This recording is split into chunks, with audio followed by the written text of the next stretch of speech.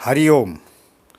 परम धर्म श्रुति विदित अहिंसा, पर निंदा सम अघ्नगरीसा।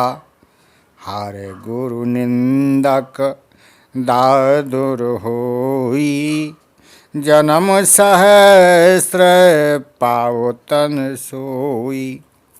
दुज निंदक बहु नरक भोग करी, जग जनमई बायस शरीर धरी।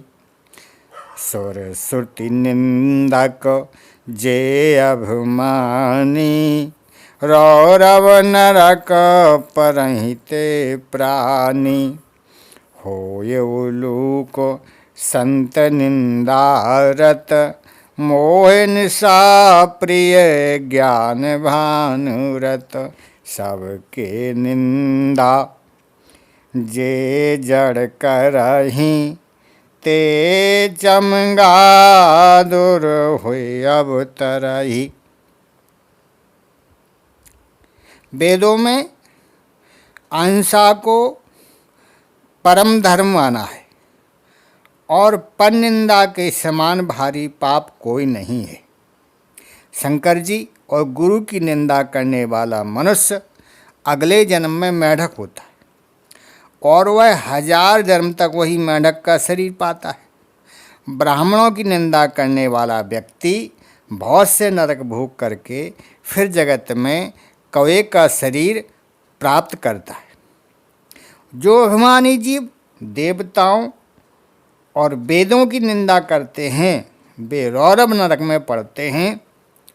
संतों की निंदा में लगे हुए लोग उल्लू का जन्म पाते हैं, जिन्हें मोह रूपी रात्रि प्रिय होती है और ज्ञान रूपी सूर्य जिनके लिए बीत गया है, अस्त हो गया है। जो मूर्ख मनुष्य सबकी निंदा करते हैं, वे चमगादड़ होकर के जन्म लेते हैं। हे तात, इस पर विचार कीजिए। भगवान शिव की निंदा करने वाले स्त्री पुरुष तथा गुरु की निंदा करने वाले स्त्री पुरुष मरने के बाद मेढक का जन्म पाते हैं। मेढक के जीव मात्र पेट भरने के काम आती है। चौमासे के गड्ढों के पानी में जन्म होता है। जैसे जैसे पानी कम होता जाता है, वैसे वैसे मेढक तड़पता है, व्याकुल हो करके अंत में मर जाता है। थोड़े से समय के लिए जन्म लेता है।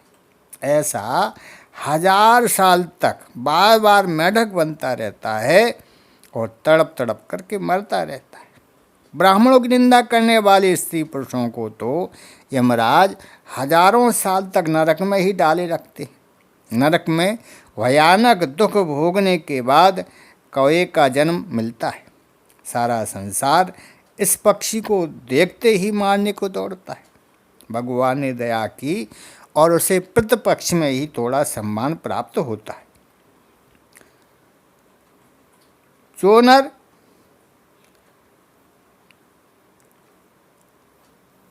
सबकी निंदा करते हैं, उनका क्या होता है? जो मूर्ख स्त्री पुरुष किसी के विषय में जाने बिना ही सभी की निंदा करते हैं, वे चमगादड़ बनकर हजारों साल तक भयानक कष्ट उठाते। चमगादड़ पक्षी को दिन में दिखाई नहीं देता है। सबसे भयानक बात तो यह है कि उसके मल करने का द्वार नहीं होता है। मुख से ही खाता है और मुख से ही मल करता है। अपने ही मल को स्वयं खाता है। इसलिए दुष्ट के, बेईमान के, चोर के, नेताओं के, वेश्या के, लोभी के, दूसरे स्त्री पुरुषों के व्यभिचार के गुण जानते हुए भी इनकी चर्चा नहीं करनी चाहिए। दुष्टों की निंदा करने से भी यदि दंड के रूप में चमगादड़ की योनि प्राप्त होती है, अच्छे लोगों की निंदा करने से, संतों साधुओं की निंदा करने से, वेद पुराणों ऋषि मुनियों की निंदा करने से तो और भी भयानक दंड मिलता है। किसी की भी निंदा करने से हृदय में सहज ही दोष पैदा होने लगते।